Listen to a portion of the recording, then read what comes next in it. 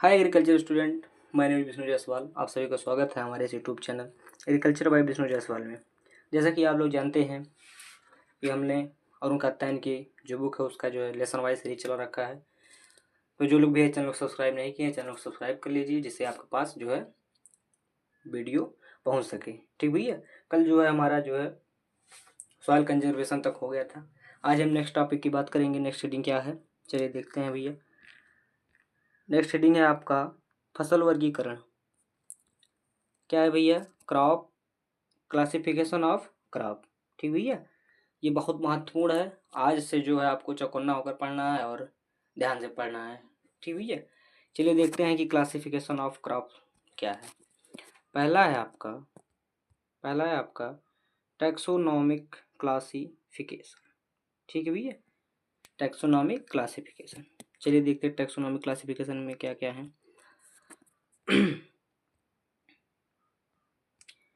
कह रहा है कि पोएसी क्या है, जिसको हम ग्रेमनी फैमिली कहते हैं या फिर ग्रास फैमिली कहते हैं।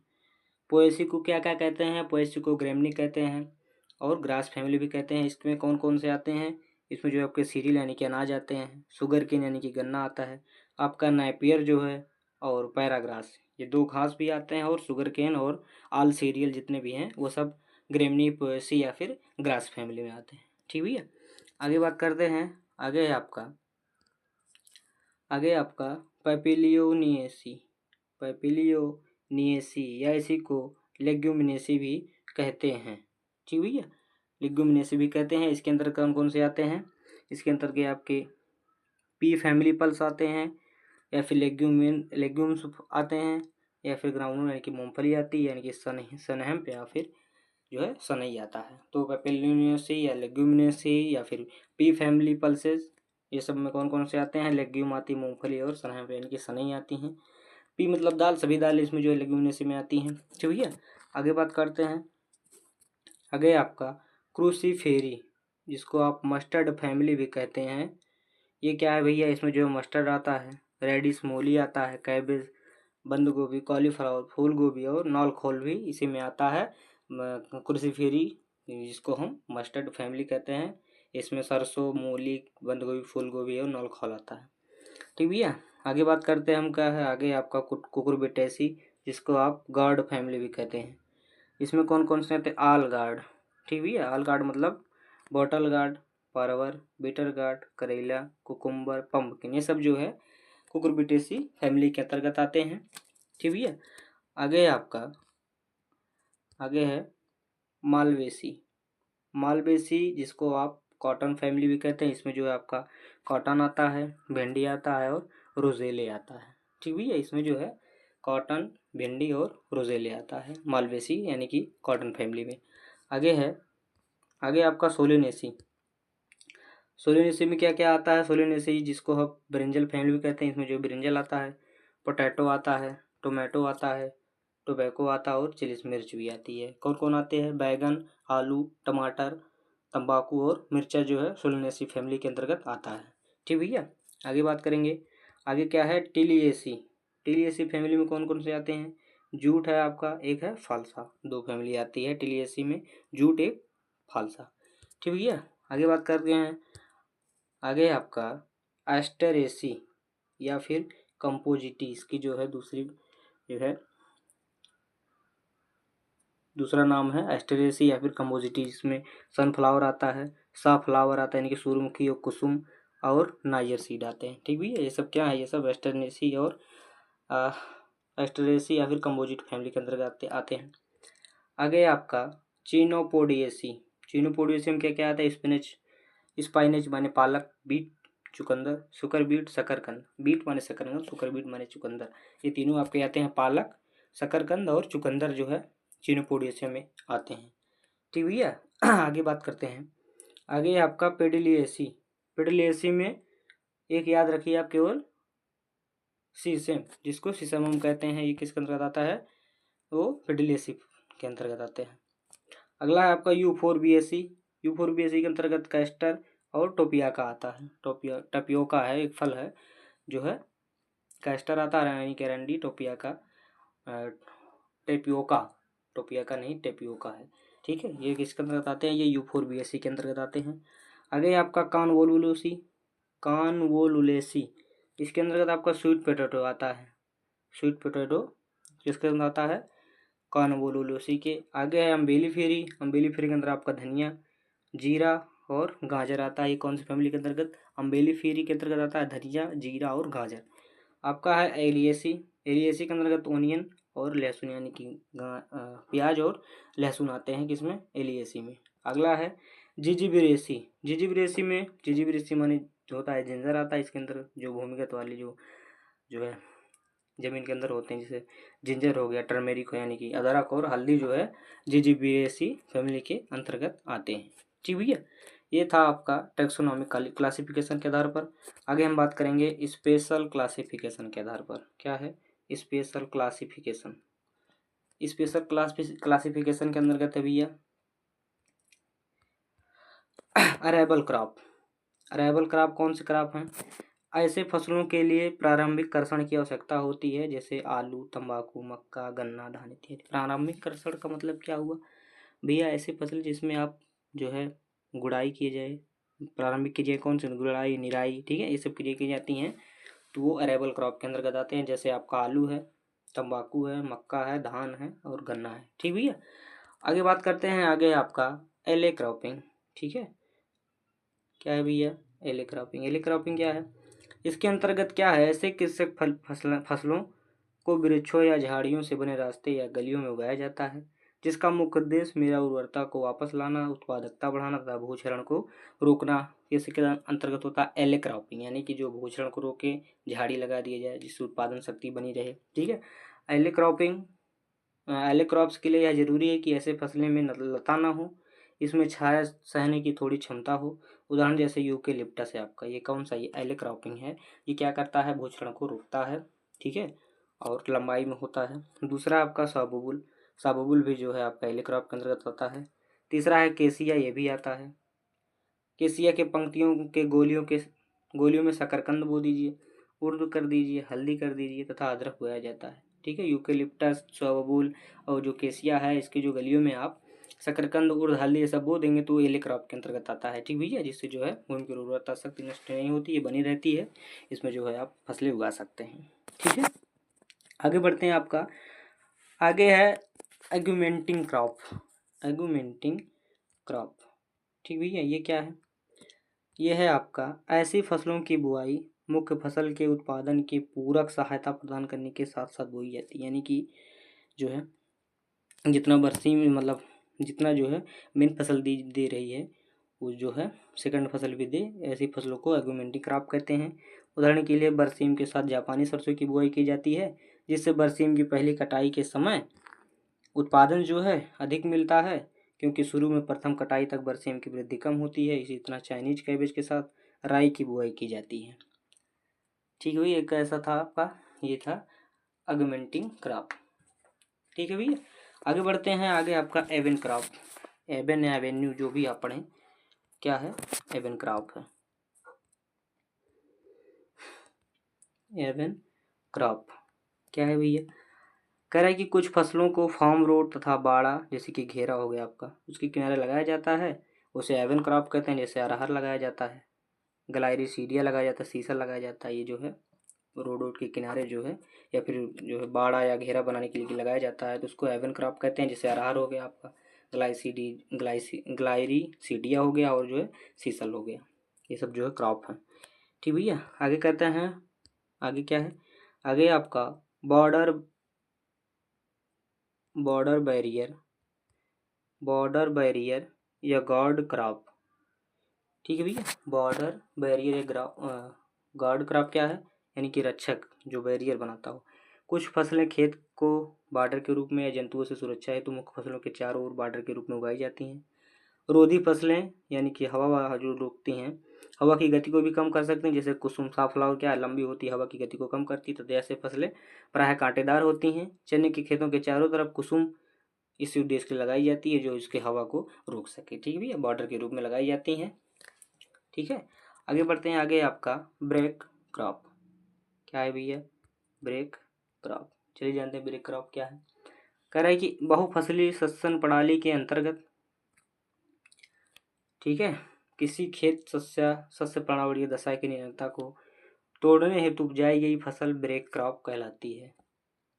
ऐसा करने से मृदा जनित हानिकारक जीव के प्रभाव से छुटकारा मिलती है।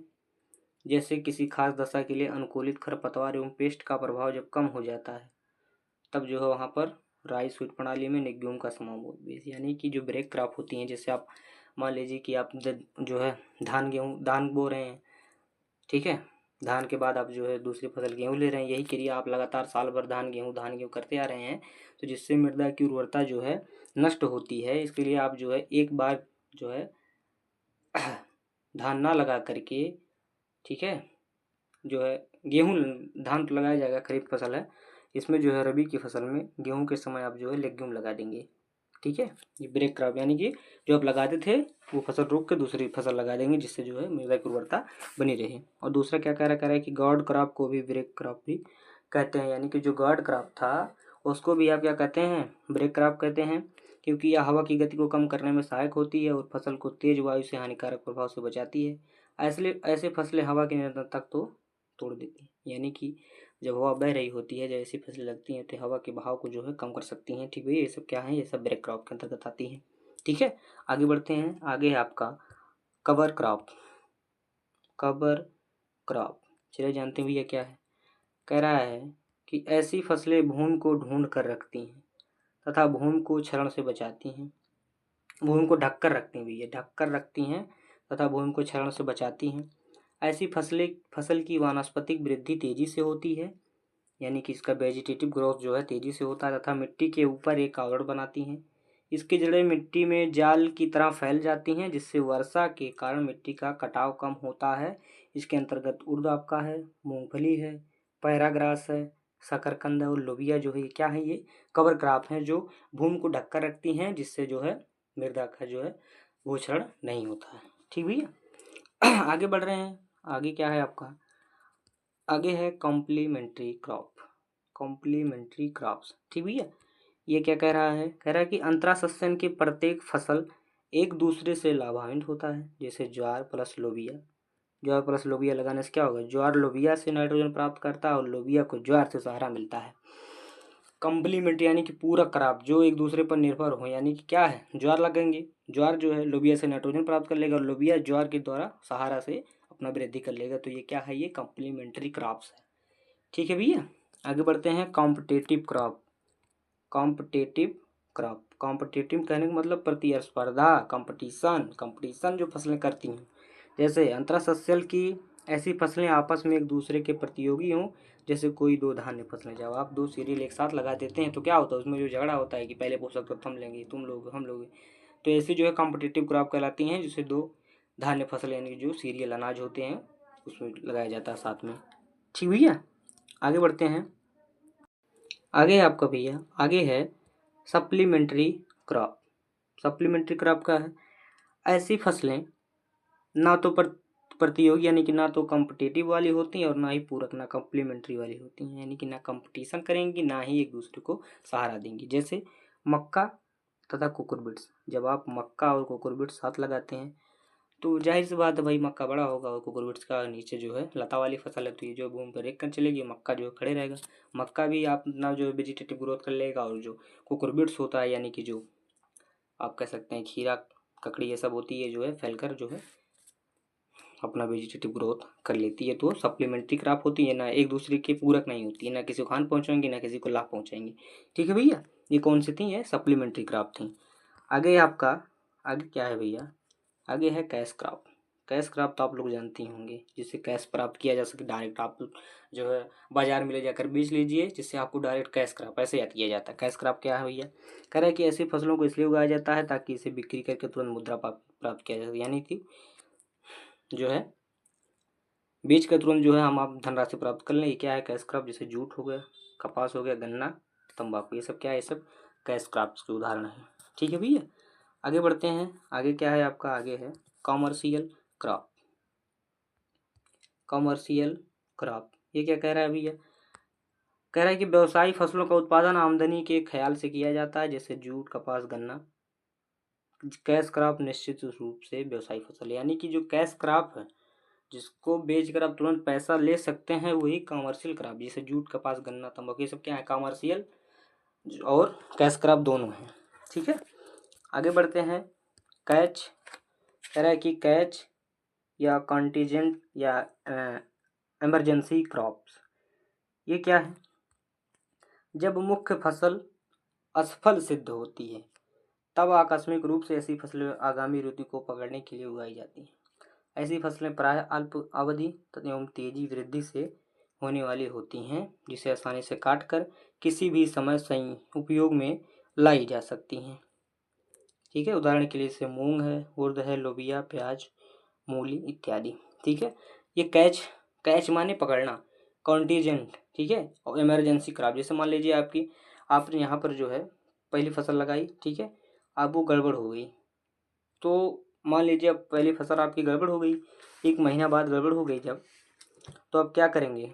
मान लीजिए वो फसल 3 महीने की थी, 3 मंथ की, ठीक है, अब वो गड़बड़ हो गई, तो अब क्या करेंगे? 1 महीने में गड़बड़, तो अब 2 महीने बचा है, तो उसके लिए आप क्या करेंगे? 2 महीने वाली क्रॉप्स लगा देंगे। जैसे कि आपका मूली हो गया, मूली तो बिफोर जो है 1 ही महीने में तैयार हो जाता है, लेकिन उदाहरण के लिए समझा रहे हैं जिससे जो है आपकी जो है हानि ना हो। ठीक है, ये कौन सी होती है? कैच, इसको जो तुरंत बो दिया जाता है जिससे आने वाले समय में पुनः दूसरी फसलें ली जा सकें। ठीक है भैया, आगे बढ़ते हैं। आगे क्या कह रहा है? आगे आपका क्लीनिंग क्रॉप, क्या है? क्लीनिंग क्रॉप, क्लीनिंग क्रॉप क्या है? जिसका कृषि कार्य खेत को साफ करता है, जैसे आलू, मक्का, यानी कि जैसे आप जो आलू की खुदाई की गई या मक्का की कटाई की गई, तो जिससे क्या हुआ, आपका पूरा खेत जो है साफ हो जाता है। तो कौन सी होती है? आलू और मक्का क्या है? क्लीनिंग क्रॉप, यानी साफ वाली जो है, साफ करने वाली फसल है। ठीक है, आगे बढ़ते हैं भैया। आगे है आपका कोल क्रॉप। कोल क्रॉप तो आप लोग जानते होंगे। कोल क्रॉप का मतलब क्या है? कोल शब्द कोलवार्ड से निकला है। किससे निकला है? कोलवार्ड से। कोलवार्ड क्या है? कोलवार्ड जंगली गोभी का पूर्वज है। ठीक भैया, इस प्रकार क्रूसीफेरी कुल के ऐसे पौधे निश्चित रूप से ठंडे परिवेश में होते हैं जो कुछ हद तक पारा को सहन करते हैं, जैसे कैबेज, ठीक है, कॉलीफ्लावर, बंद गोभी और फूल गोभी, ब्रूसल स्प्राउट। क्या है ये सब? ये सब कोल क्रॉप्स हैं। ठीक भैया, कोल क्रॉप। ठीक है, आगे बढ़ते हैं। आगे आपका contour crop. Contour crop, contour crop क्या है भैया? समोच्च रेखाओं पर इन रेखाओं के अनुरूप उगाई जाने वाली कंटूर क्रॉप्स कहलाती हैं, जिसका मुख्य उद्देश्य भूमि तथा जल संरक्षण होता है। कंटूर फार्मिंग हमने क्या पढ़ा था? कंटूर फार्मिंग में जो है रेखाओं में लगाया जाता है। ठीक है, जो क्या करती हैं? भूमि तथा जल संरक्षण करती हैं, यानी कि भूमि को कटने से बचाती हैं, इरोजन होने से बचाती हैं। ऐसी फसलें कंटूर क्रॉप कहलाती हैं, जो कंटूर एरिया में पहाड़ी पर किया जाता है। आगे है, आगे भैया एग्जॉटिक क्रॉप। एग्जॉटिक क्रॉप ये क्या है? ऐसी फसलों की खेती से मृदा अपनी पोषक तत्वों का भंडार खो देती है, और बारंबार ऐसी फसलों की खेती से मृदा की उर्वरता नष्ट हो जाती है, जैसे सीरियल क्रॉप। यदि आप, ठीक है, यदि आप बार बार अनाजों का ही बुआई कर रहे हैं, यानी कि गेहूं के बाद धान, धान के बाद गेहूं, गेहूं के बाद धान, धान के बाद गेहूं, तो ये क्या हो जाएगी? ये एग्जॉटिक क्रॉप हो जाएगी, जिससे जो है मिट्टी की उर्वरता शक्ति नष्ट हो जाएगी। ठीक है, ये कौन सी क्रॉप के अंतर्गत आती हैं? Exotic crop. इसके लिए आप क्या करेंगे? क्रॉप रोटेशन अपनाएंगे, यानी कि सीरियल के बाद जो है आप लेग्यूम लगाएंगे, लेग्यूम के बाद सीरियल। इस क्रिया में चलते रहेंगे तो भूमि की उत्पादन शक्ति और उर्वरा शक्ति दोनों बनी रहती है। ठीक है भैया, आगे क्या है आपका? आगे है एनर्जी क्रॉप। एनर्जी क्रॉप क्या है? कह कि तरल ऊर्जा प्राप्त करने के लिए जैसे इथेनॉल और अल्कोहल की खेती की जाती है। गन्ना, आलू, मक्का, टोपियोका इसके उदाहरण है। एनर्जी क्रॉप जो एनर्जी देते हैं। गन्ना से क्या बनता है? शराब। क्या है? एनर्जी है, इथेनॉल निकलता है। ठीक है, आलू क्या है? आलू भी एक एनर्जी क्रॉप है। आलू आपका मक्का भी एनर्जी क्रॉप है, टोपियोका भी है, वो क्या है?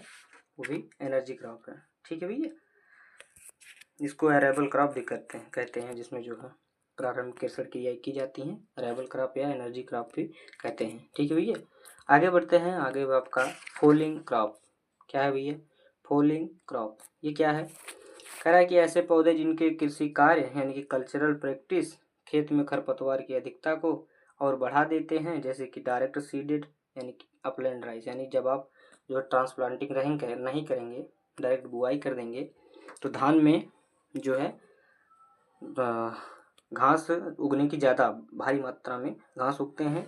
ऐसी स्थिति में धान की वृद्धि शुरुआती दौर में कम होती है, जिसके कारण खरपतवार का इन्फेस्टेशन अधिक होता है, यानी कि खरपतवार जो है भारी मात्रा में उगाते हैं। ये कौन सा बताते हैं, ये फॉलिंग क्रॉप, यानी कि इसमें जो धान की हम डायरेक्ट ट्रांसप्लांटिंग नहीं करते हैं, डायरेक्ट सीडलिंग कर देते हैं, यानी कि डायरेक्ट बो देते हैं धान को, तो ये फॉलिंग क्रॉप के अंतर्गत आती है। ठीक है, आगे आपका ले क्रॉपिंग या ले क्रॉप्स, ये क्या है भैया? कह रहा है कि जब किसी फसल या फसलों के मिश्रण को चराई के उद्देश्य से या कटाई के तुरंत बाद पशुओं को खिलाने हेतु लगाई जाती है या उगाई जाती है, तब ऐसी फसलों को ले क्रॉप कहते हैं। फसल उगाने के सेशन को ले क्रॉपिंग कहते हैं। उदाहरण के लिए आपका बरसीम, सरसों है, बरसीम के साथ सरसों ले क्रॉप, चारा वाली फसलें। ठीक है, बरसीम के साथ आप सरसों बोते हैं, जिससे जो है कटाई कर सकते हैं तुरंत खिलाने के लिए, तो इसको जो है ले क्रॉप कहते हैं। ठीक है, आगे बढ़ते हैं। आपका क्या है, मल्च क्रॉप। मल्च से तो क्लियर हो गया, मल्चिंग यानी कि जो भूमि की जलधारण क्षमता को बनाए रखे। ठीक है, तो उसको कुछ मात्रा में नमी मिले, ऐसी फसलें भूमि की नमी की संरक्षित करने के लिए लगाई जाती हैं, जैसे काउपी। ठीक है, काउपी मतलब होता है लोबिया, जो है नमी को संरक्षित करती है, काउपी है। ठीक है, लोबिया जिसको गांव में जो है हम लोग बोड़ा कहते हैं। ठीक है भैया, ये मल्चिंग क्रॉप होती हैं, भूमि में नमी संरक्षित रखती हैं, जिससे धूप जो है, सूर्य का प्रकाश पत्तियों तक ही पहुंचता है, जड़ तक नहीं पहुंच पाता है। आगे आपका nurse crop. Nurse crop, nurse nurse से समझ गए होंगे, नर्स क्या है? ऐसी फसलें दूसरे पौधों के पोषण तथा वृद्धि में सहायक होती है, यानी कि जो नर्स होती हैं वो डॉक्टर की सहायता करती हैं। तो नर्स क्रॉप क्या है? दूसरी फसलों की वृद्धि में सहायक होती हैं। ऐसी फसलें दूसरे पौधों को छाया प्रदान करने के साथ साथ सहारा भी देती हैं, जैसे मटर के साथ सरसों, राई और काउपी के साथ ज्वार। ठीक है भैया, क्या करती है नर्स क्रॉप? सहारा देती हैं, जैसे मटर के साथ आप सरसों बो दिए, तो मटर जो है सरसों के सहारा से, छोटी वाली मटर होती है वो सरसों के सहारा से बड़ी होकर जो है अपना वृद्धि कर लेगी, और काउपी के साथ ज्वार भी आप कर सकते हैं, तो जो है नर्स क्रॉप कहलाती है। ठीक है, आगे आपका पैरा या उतेरा क्रॉप। पैरा या उतेरा क्रॉप, ये क्या है भैया? परिपक्व फसल की कटाई के कुछ दिन सप्ताह पूर्व ही ऐसी फसल की बुआई करती जाती है, जैसे धान में खेसारी यानी कि लेथाइरस की बुआई। ठीक है, यानी कि कटाई के कुछ दिन पहले आप धान में क्या बो देते हैं? खेसारी, लेथाइरस को बो देते हैं। एक क्रम में पैरा क्रॉपिंग को रिले क्रॉपिंग कहा जा सकता है, यानी कि जो पैरा है आपका रिले क्रॉपिंग कराई, क्योंकि जो फसल पहली फसल कटने से पूर्व बो दी जा रही है, तो क्या है ये? पैरा है या फिर उटेरा है, या फिर इसको जो है रिले क्रॉपिंग कह रहे हैं, यानी कि पहली फसल कटने से पूर्व जो है उसमें दूसरी फसल लगा दी जा रही है, तो क्या वो रिले क्रॉपिंग है। ठीक है, आगे आपका पेड रो क्रॉपिंग।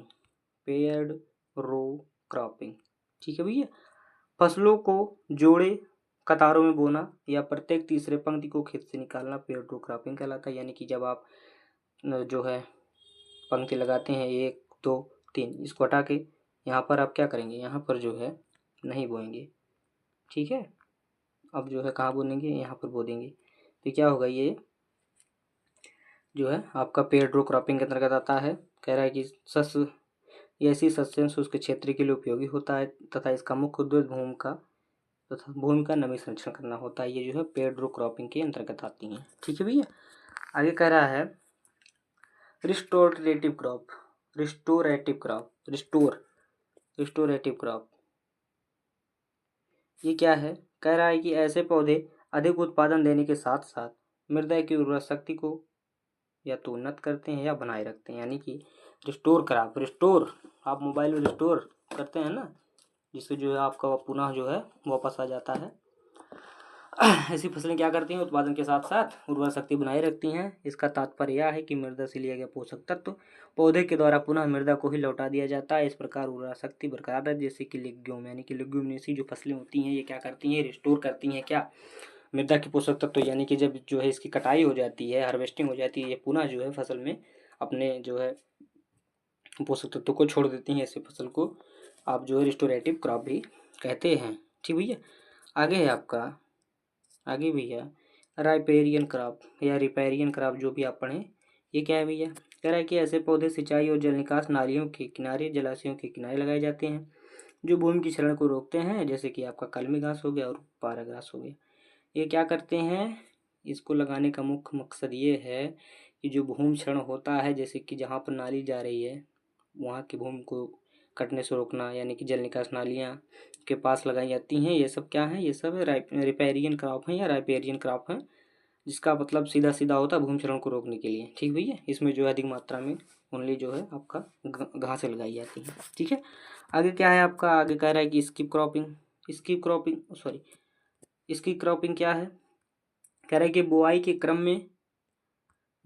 क्रम में एक पंक्ति को बिना बोए छोड़ दिया जाता है, ऐसा सस्यन स्किप क्रॉपिंग कहलाता है। जैसे आप पीछे बताए नहीं थे, पीछे क्या था आपका पीछे आप था ओ पेड़ रो क्रॉपिंग।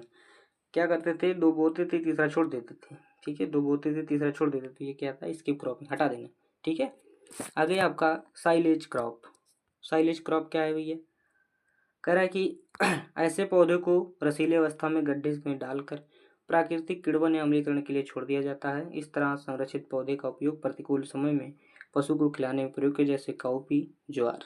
ठीक है, साइलेज जानते हैं ना कि जो है बिना मौसम के चारे को काट कर गड्ढे में बंद करते हैं, जब बिना मौसम के उसको निकाल कर पशु को खिलाया जाता है तो उसको साइलेज क्रॉप कहते हैं, जैसे आपका काउपी हो गया, ज्वार हो गया। ठीक है, आगे आपका स्मूदर क्रॉप। ये क्या है, कह रहा है कि ऐसे पौधे की वृद्धि बहुत तेजी से होती है तथा इनकी पत्तियां सघन होती है, जिसके कारण खरपतवार की वृद्धि रुक जाती है। काउपी मस्टर्ड, इनकी पत्तियां चौड़ी होने के साथ साथ भूमि पर जो है सूर्य का प्रकाश नहीं पड़ता, जिसके कारण पौधे नहीं, घास फूस अपना जीवन वृद्धि नहीं कर सकते हैं, जिसके कारण जो है खरपतवार की वृद्धि रुक जाती है। क्या कहलाती है, स्मूदर क्रॉप। इसमें जो काउपी आपका और मस्टर्ड आता है। ठीक है, आगे आपका 30 नंबर का आपका सॉइलिंग क्रॉप। सॉइलिंग क्रॉप क्या है भैया, सॉइलिंग क्रॉप है ऐसे पौधों को हरी अवस्था में ही खेत में काटकर पशु को खिलाया जाता है, जैसे बरसीम और नाइपियर घास। सॉइलिंग क्रॉप, सॉइलिंग मतलब सॉइल से तुरंत, भूमि से तुरंत काट दिया जाए, उसके बाद पशु को खिला दिया जाए तो उसको सॉइलिंग क्रॉप कहते हैं। आगे आपका ट्रैप क्रॉप क्या है, कह रहा है कि ऐसी फसलों को उगाकर मृदा जनित हानिकारक जीव यानी कि सॉइल बोर्न, जैसे परजीवी, खरपतवार या कीट पतंग को फंसाया जाता है, जैसे कि ओरोबैंकी को सोलेनेसी के कुल के पौधे के द्वारा, स्ट्राइया को सोरघम द्वारा और कॉटन रेडबग को कपास के चारों ओर तथा भिंडी को उगाया जाता है, जिससे जो है ट्रैप क्रॉप, यानी कि किसी कीट को आप फंसाने के लिए, किसी कीट को जो है जिससे मुख्य फसल में हानि ना हो, उसके जो है चारों ओर आप ट्रैप क्रॉप लगा देते हैं, जो मुख्य फसल में हानि होने वाले कीट की हानि को बचाता है। जैसे कि आपका ओरोबैंकी जो सोलेनेसी में लगता है, ठीक है, स्ट्राइया जो सोरघम में लगता है, और कॉटन रेडबग के लिए हम जो है कपास के चारों ओर भिंडी लगा देते हैं, जिससे आप कपास बचा रहता है। सोलेनेसी से बैगन लगा, उसके चारों ओर ओरोबैंकी लगा देंगे। इस तरह से आप जो है ट्रैप क्रॉप कहते हैं, जो मुख्य फसल को कीटों से बचाने के लिए लगाई जाती है। ठीक है, आगे है ट्रक क्रॉप क्या है भैया, ट्रक मतलब ट्रक क्रॉप को मतलब बाजार में ताज़ी सप्लाई देने के लिए ऐसी फसलें उगाई जाती हैं, भिंडी, स्पाइनस। जैसे आप जो है गांव में होता नहीं है कि जो आप तुरंत जो है खेत से उखाड़े या खेत से तैयार के तुरंत जो है ले जाकर बाजार में आपने नज़दीकी मार्केट में बेच दिया, तो इससे फसलों को जो है आप ट्रक क्रॉप कहते हैं। ठीक है, आगे है आपका वेयर क्रॉप्स क्या है, कह रहे हैं कि ऐसे पौधे जिनके उत्पाद भविष्य में बिक्री हेतु गोदाम में यानी कि वेयर हाउस में कुछ समय के लिए रखे जाते हैं, वेयर क्रॉप्स कहलाते हैं, जैसे कि आलू। ठीक है, वेयर हाउस में रखे जाते हैं, यानी कि गोदामों में रखे जाते हैं स्टोरेज के लिए, जिसका जो है बाद में भविष्य में बिक्री की हेतु गोदाम में से निकाला जाता है, जैसे कि आपका आलू जो भंडारण के लिए रखा जाता है, बाद में जो है जब उसका सही दाम मिलने लगता है तो जो है भंडारण गृह से निकाल कर बेच दिया जाता है मार्केट में। ठीक है, तो आपका जो है क्रॉप क्लासिफिकेशन भैया यहाँ तक समाप्त हुआ। आशा करते हैं आप लोगों को अच्छा लगा होगा। जो लोग भैया पिछली वीडियो नहीं देखे हैं वो जाकर देख लीजिए। और एक बात और है कि ज़्यादा से ज़्यादा संख्या में भैया शेयर कीजिए। ठीक है, तो चलते हैं भैया, धन्यवाद।